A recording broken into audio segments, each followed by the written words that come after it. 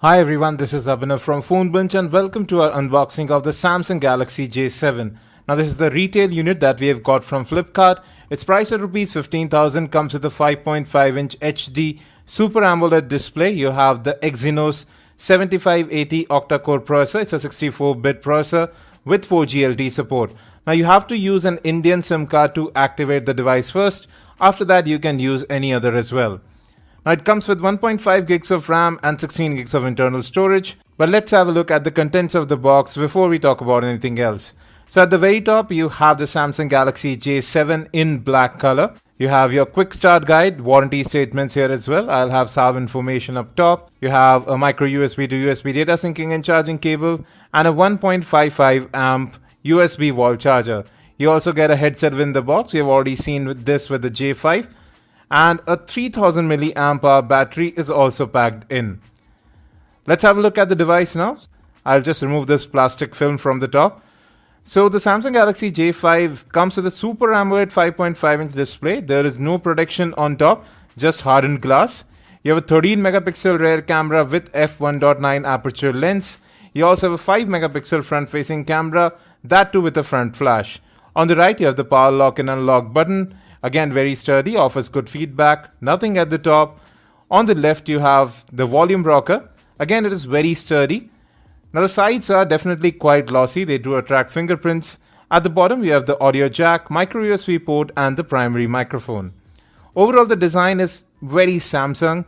Rounded sides, flat back and front. So again, as I said, 13 megapixel rear camera, f1.9 aperture. It's the same as the Samsung Galaxy J5.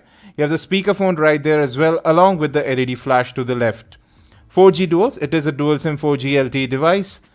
Now on opening the back cover, you will see that the back cover in itself is a bit flimsy, but when on the phone I didn't notice any flex whatsoever. The Galaxy J7 is available in white and gold colors as well, apart from the black. Now you can insert a micro SD card up to 128 gigs and two separate SIM cards as well. No hybrid slot over here. That's a 3000 milliamp hour battery, very snug fit over here. Overall, the build appears to be very solid. This device is quite slim at about 7.5 mm and weighs in at around 171 grams. Now let's start booting up the device. You can see the Samsung Galaxy J7 moniker up top. So you have a front-facing flash over here and you have a 5 megapixel front camera, a proximity sensor, but there is no light sensor on this device. You have capacitive buttons for back and recent apps, physical home button, and the capacitive buttons don't light up just like the J5. We have booted into Android 5.1.1 Lollipop running on the device right now. Overall, performance does seem to be pretty good. Exynos 7580 has proven to be quite good at benchmarks, but benchmarks really don't mean much. We'll test how this phone performs in day-to-day use. So let's get into about phone, and you can see right here we are running Android 5.1.1 with a refined TouchWiz interface. Now out of that 16 gig of internal storage, you have about 11.6 gigs available to you. USB OTG is also supported in the retail unit, and we are playing a 1080p video for you. You can see that right here. Now the color reproduction is slightly more warmer than the Samsung Galaxy J5 here, and you can see that we have 560 odd MB free RAM after the first boot on the device. Now coming to this display, the touch response seems to be really good over here. Colors are again very punchy. You can see no distortion in brightness or colors when you tilt the display, so excellent, very wide viewing angles. Now colors do seem to be very good. Yes, whites do seem a little bit warmer. There is no auto brightness sensor over here, but you do have an outdoor mode for better sunlight legibility. You can easily open up the camera app by double tapping on the home button. Focusing as well as shutter speed seems to be very good over here, a bit better than the J5 it seems. And unlike the J5, you do have HDR mode available over here as well. There is a Pro mode where you can control the white balance, ISO as well as exposure settings. f1.9 aperture means this camera should perform better in low light too. You have some filters baked in. You can take 1080p videos with the rear camera and capture in 4:3 or 16:9 aspect ratio. You can see that selfie flash right up top. It's actually always lit or always off. The front facing camera again is just about decent. The rear camera however performs quite better. Color reproduction seems to be accurate and it does capture quite a lot of detail as well. We'll be testing the camera out later on and compare it with the Moto G3 and the Samsung Galaxy J5 as well. Now coming to software, Samsung has really toned down TouchWiz. It's very fluid. There is a bit of customization with accent colors. There is theme support baked in as well. Overall performance is very fluid on the device.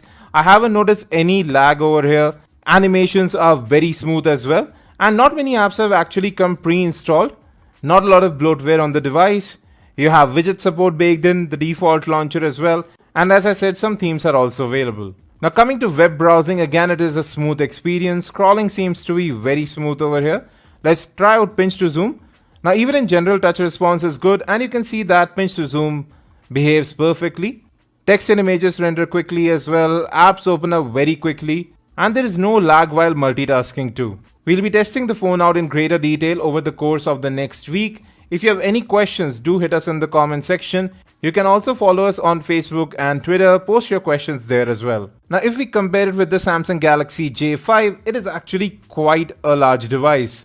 Yes, 5.5 inch versus a 5 inch device, but apart from that, the cameras are same over here, be it front or back. The design is similar as well. Now hit that like button if you want us to compare the Samsung Galaxy J5 and the Moto G3. Overall, I do like the build on both of these devices. Yes, the Samsung Galaxy J7 is a bit difficult to use given its larger size. Well folks, this was our first look at the Samsung Galaxy J7.